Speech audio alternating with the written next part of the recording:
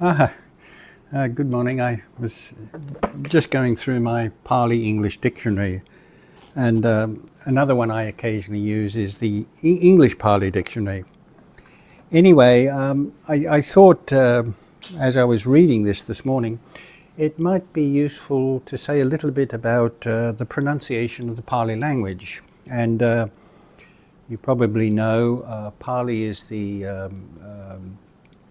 liturgical language used in Theravada Buddhism, and it's also the language that the earliest record we have of who the Buddha was, what he did, and what he taught has been preserved. I don't think.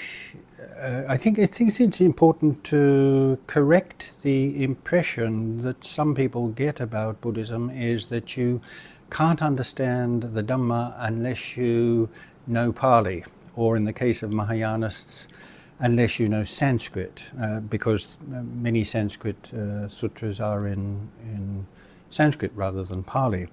But amongst Theravadins there seems to be this idea that you've got to know Pali in order to understand Buddhism. And not only is that not the case, but the Buddha himself said that you should learn the Dhamma each in your own language. However, there are many terms and names in when you're learning Buddhism that it's useful to know. And if you are going to use them, it's best to know how to pronounce them properly. And one notices, particularly on the internet nowadays, YouTube videos and that, you notice people talking about Buddhism, and quite often they mispronounce quite common terms and words.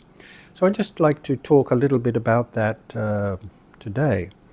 I think really the most important thing you have to know is Pali vowels.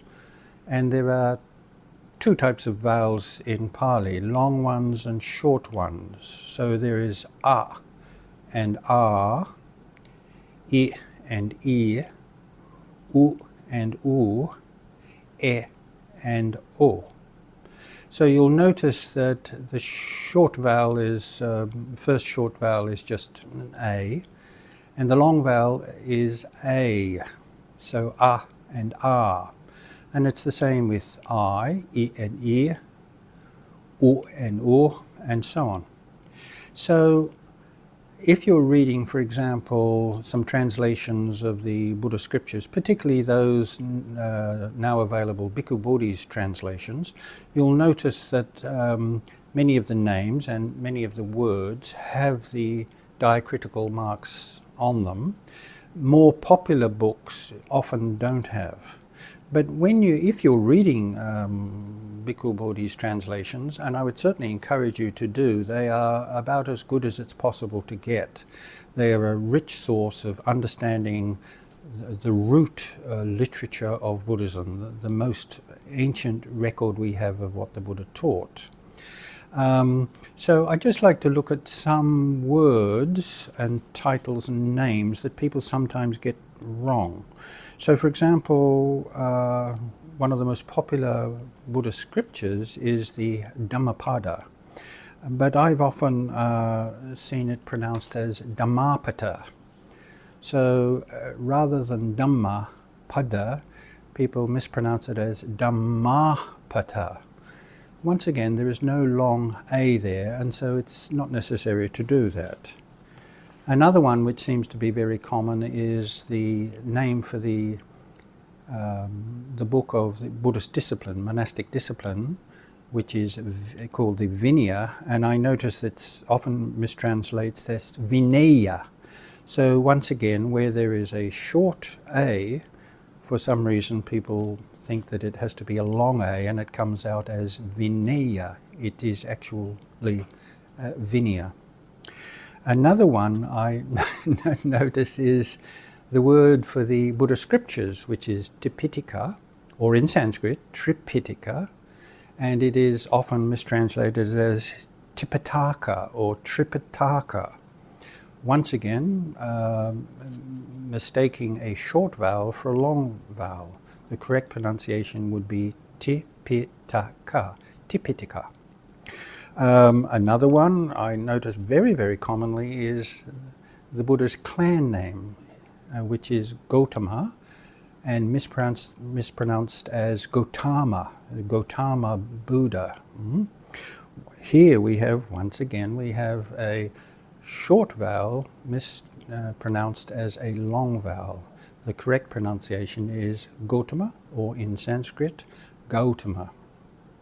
And finally, one that seems to be very common amongst American speakers, probably because of the nature of American pronunciation, the name for the Buddha, or for his religion, Buddhism, which is often mispronounced as Buddha or Buddhism. Here we've got a case of the short U being mispronounced as a long U. So it's actually not Buddha, nor is it Buddhism, it's Buddhism. Buddha, the Buddha, Buddhism. Okay. Now there are two other letters in Pali that perhaps we could talk about just briefly too. Occasionally you will see an N with a little sort of squiggle above it. And this is pronounced as nya, as in hung, So for example, the Pali word for wisdom is panya. P with these nya, a, panya.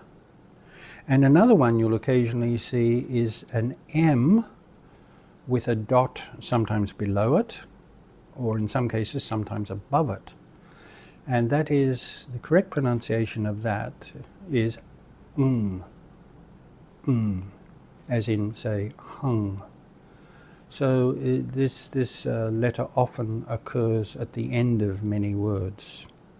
So is it important to get the pronunciation right? Not really. But if you've got a choice between knowing the proper pronunciation and using it, then you might as well. So I hope that these few short words will help you to get the correct pronunciation.